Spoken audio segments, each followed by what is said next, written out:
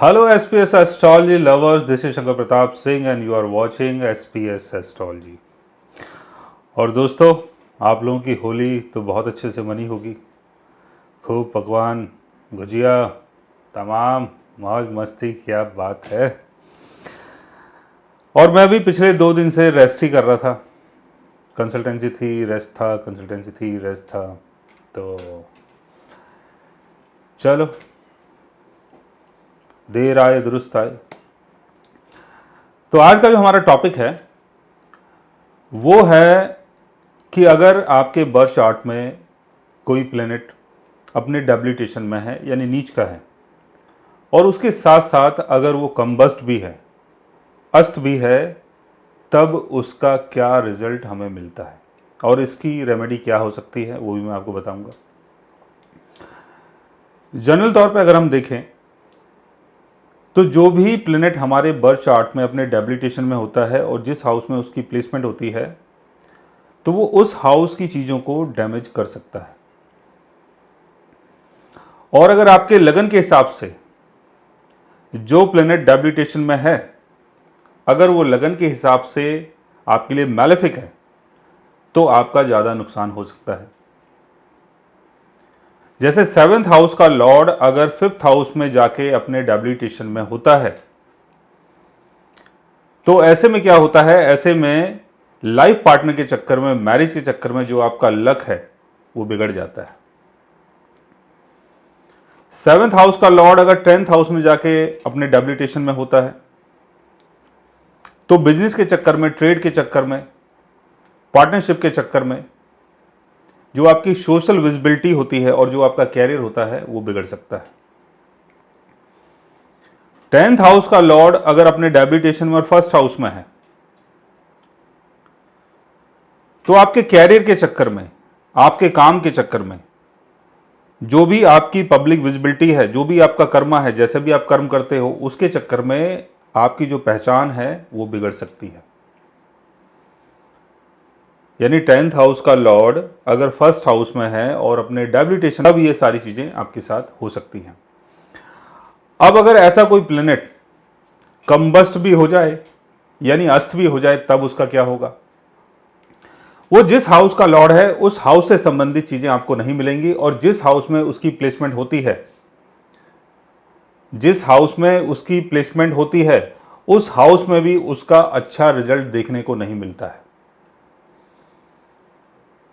जैसे 5th house का Lord अगर अपने डेबिलिटेशन में है तो क्रिएटिव चीजों का लॉस करता है, चाइल्ड बर्थ का लॉस करता है और जो आपका लक है उसका भी लॉस करता है।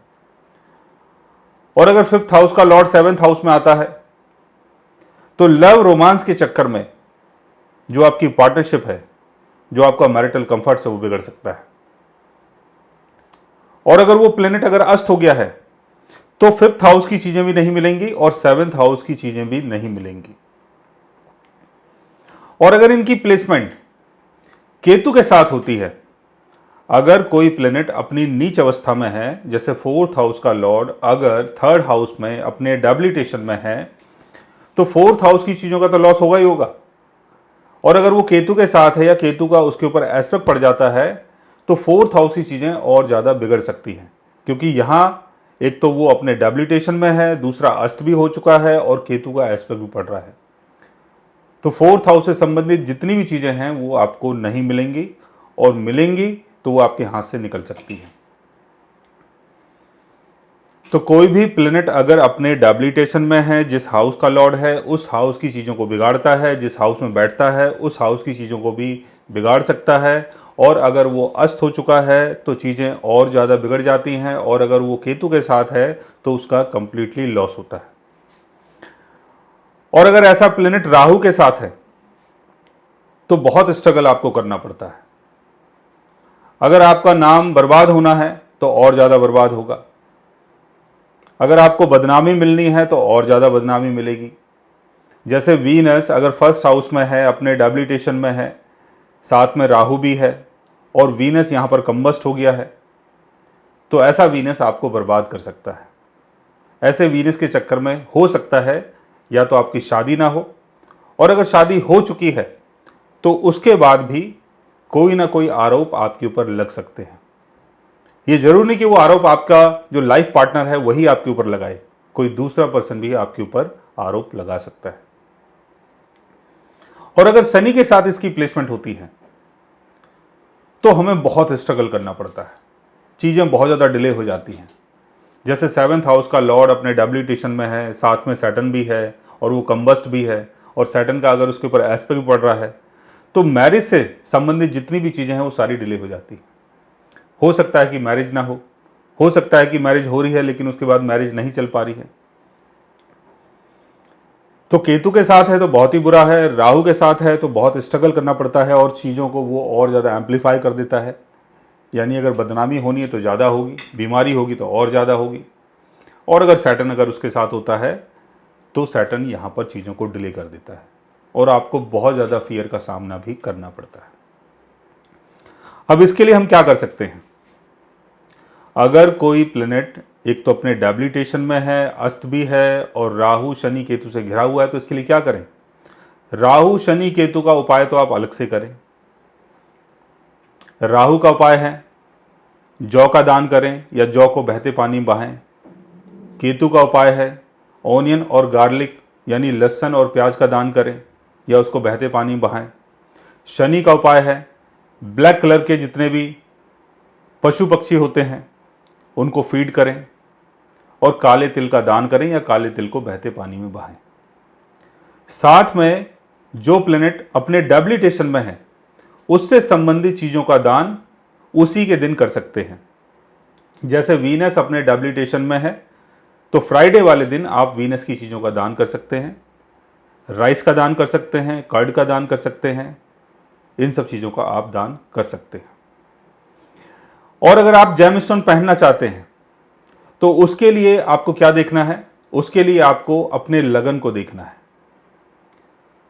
जो भी प्लेनेट आपके बर्थ चार्ट में अपने डैबिलिटेशन या कंबस्ट है तो उसके लिए आप जेमस्टोन पहन सकते हैं, लेकिन वो प्लेनेट आपके लगन के हिसाब से बेनिफिक होना चाहिए। अगर आपका एरीज एसेंडेंट है, वीनस अपने डैबिलिटेशन में है तो आप वीनस का जेमस्टोन नहीं पहन सकते हैं। अगर आपका लियो एसेंडेंट है और सैटर्न अगर अपने डैबिलिटेशन में है, कंबस्ट है, तो सैटर्न का जेमस्टोन नहीं पहन सकते हैं। लेकिन लियो एसेंडेंट है और जुपिटर अगर आपके बर्थ चार्ट में अपने डैबिलिटेशन में है तब भी आप जुपिटर का जेमस्टोन नहीं पहन सकते, क्योंकि यहां पर जुपिटर आपके लगन के हिसाब से तो ठीक है लेकिन जुपिटर की प्लेसमेंट 6th हाउस में है। तो कोई भी प्लेनेट अगर 6th हाउस में, 8th हाउस में या 12th हाउस में हो उसका जेमस्टोन नहीं पहन सकते हैं, उसके मंत्रों का जाप कर सकते हैं। और अगर कोई प्लेनेट अपने डैबिलिटेशन में है उसकी चीज़ों का दान कर सकते हैं। और अगर आप उसका जेमस्टोन पहनना चाहते हैं तो पहले ये देखें कि उसकी प्लेसमेंट कहाँ पर है और वो लगन का फ्रेंड है या एनिमी है। इन सब चीज़ों को आपको देखना है। सो गाइज, आज मैंने आपको बताया अगर आपके बर्थ चार्ट में कोई प्लेनेट अगर कंबस्ट है और वो अपने डैबिलिटेशन में भी है तो उसकी बेस्ट रेमेडी क्या हो सकती है। अगर आप भी जानना चाहते हैं किसी ऐसी चीज़ के बारे में तो उसके लिए आप हमारे चैनल को सब्सक्राइब कर सकते हैं। और अगर आप हमसे बात करना चाहें, कंसल्ट करना चाहें और पर्सनली हमसे मिलना चाहें तो आप हमारी वेबसाइट के थ्रू हमें मेल कर सकते हैं, मैसेज कर सकते हैं और गाइज आप हमसे बात भी कर सकते हैं। और आजकल SPS एस्ट्रोलॉजी का एक नया ऐप आ चुका है, गूगल प्ले स्टोर में जाएं, SPS एस्ट्रोलॉजी लिखें, वहाँ से भी आप ऐप को डाउनलोड कर सकते हैं। So guys, take care, love you all and good bye.